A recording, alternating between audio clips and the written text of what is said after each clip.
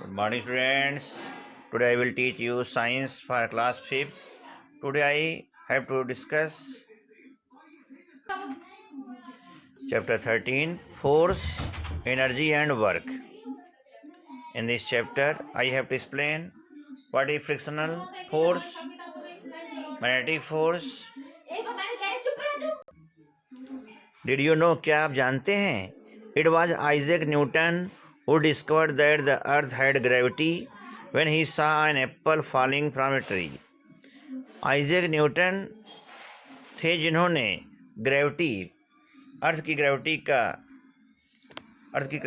को डिस्कवर किया और उन्होंने कहा कि गिरते हुए सेब हमेशा ट्री से नीचे की तरफ ही आते हैं. Now we have to understand what is magnetic force.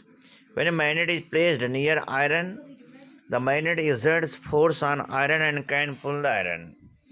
जब हम किसी चुंबक को लोहे के पास रखते हैं तो मैग्नेट उस लोहे के ऊपर एक फोर्स लगाता है जिसकी वजह से वह आयरन को अपनी तरफ खींचती है.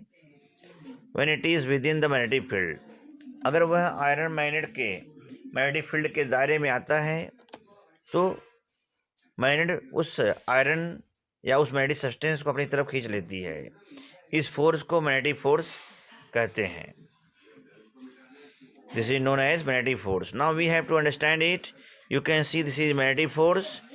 Now we have to explain what is frictional force. When two objects come in contact with each other, जब दो ऑब्जेक्ट दूसरे के कांटेक्ट में आते हैं, देन फ्रिक्शन इज का, तो फ्रिक्शन वहाँ पर लगता है.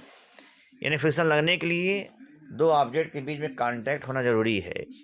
When we are rolling a ball on the ground, it rolls due to the friction caused between the ball and the surface on which it is rolling.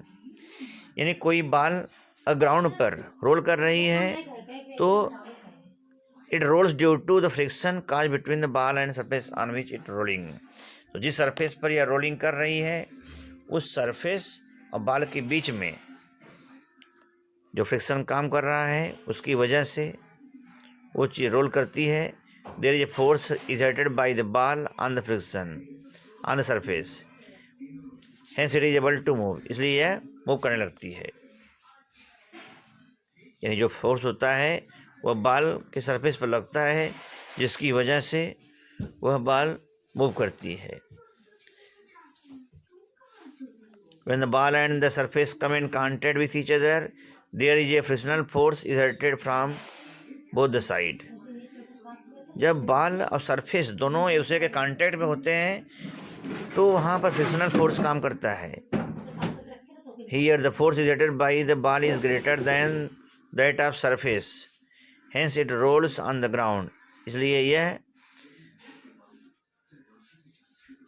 Ground पर role करने लगती है. The force exerted by the surface on the ball is greater when the ball comes to a halt.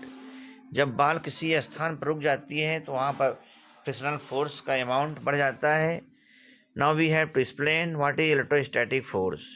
Electrostatic force is a result of slow moving electrical charges.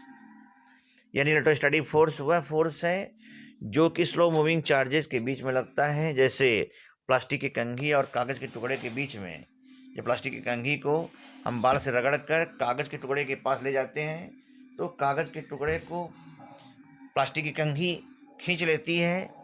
यह electrostatic force है. Electrostatic force is a result of slow moving electrical charges. For example, a comb when rubbed with the hair and brought near small pieces of paper, all the pieces are attracted towards it. This happens because the charge induces an opposite charge in the paper pieces and they stuck to the comb, और वे कंघी से चिपक जाते हैं. Now we have to see the activity of electrostatic force with comb and pieces of paper.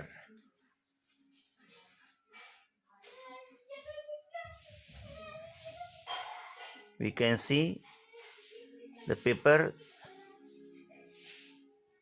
after friction with hair.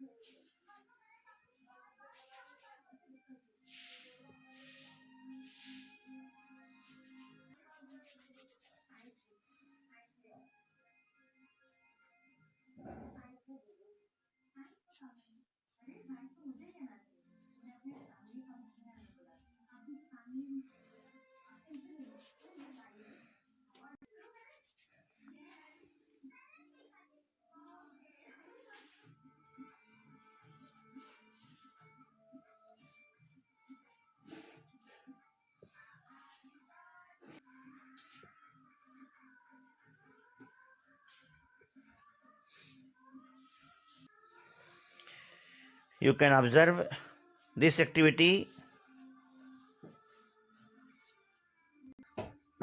We have to see when we rubbed the plastic cum with hair and brought near small pieces of papers, all the pieces are attracted towards it. This happens because the charge cum यानी जो कंघी है उसमें opposite charges produce होते हैं, induce होते हैं, जिसकी वजह से पेपर पीसेस कंघी से चिपक जाते हैं. You can do this activity at your home. Now we have to see quick test. Which force act in the following situation.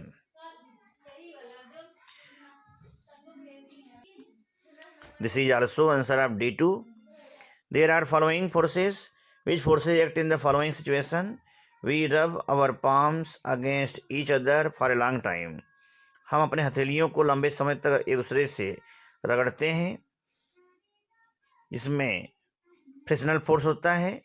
A piece of iron is kept near a magnet. जब iron को magnet के आसपास रखते हैं तो magnet में कौन सा फोर्स होता है? मैग्नेटिक फोर्स, यानी मैग्नेट के द्वारा मैग्नेटिक फोर्स काम करता है.